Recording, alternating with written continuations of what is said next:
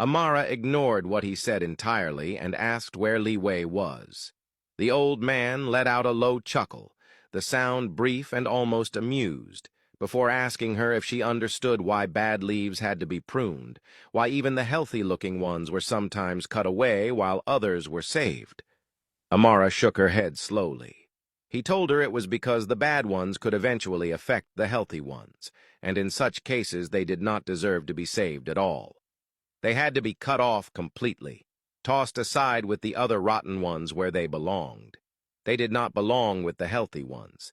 They did not fit in, would never fit in, and all they could ever do was bring more chaos. Amara stayed silent, her gaze fixed on him, fully aware that every word was meant for her. Indirect insults wrapped in calm reasoning. The old man finally turned to face her properly, his eyes sharp and calculating, and stated that he was going to be direct and not beat around the bush. He told her that what she was going to do was never bother his grandson again. She was going to forget him entirely, forget everything that had ever happened between them, and disappear completely from his life. That way, things would be easier for everyone. No bloodshed, no fights, just a peaceful parting. Amara looked at him and told him she would not be able to do that. She and Liwei shared too much for him to even allow such a thing.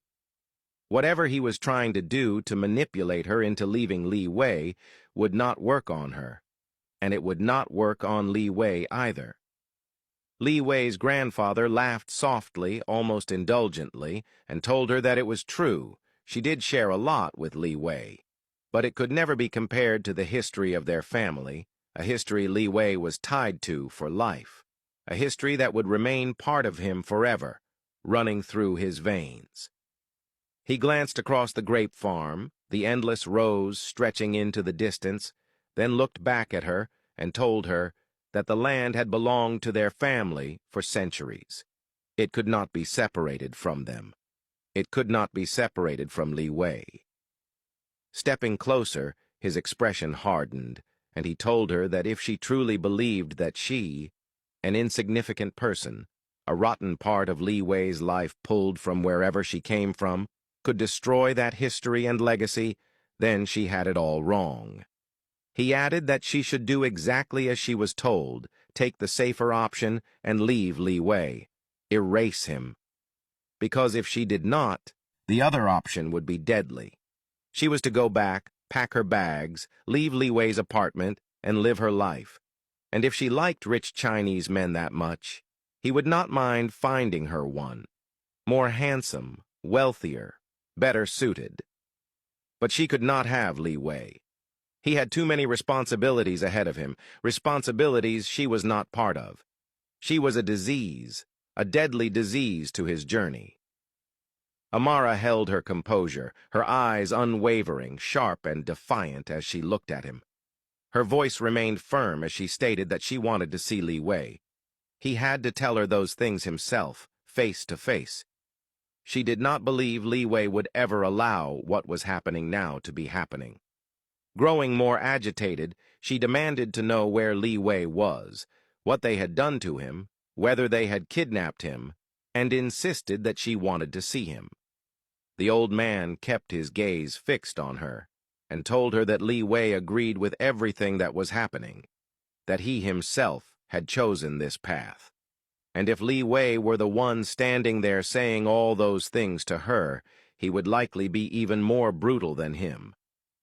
Leaning in slightly, he told her that he had no intention of repeating himself again. She was to do exactly as she was told if she still valued her life and her future. He called a guard over, who immediately approached, holding several documents.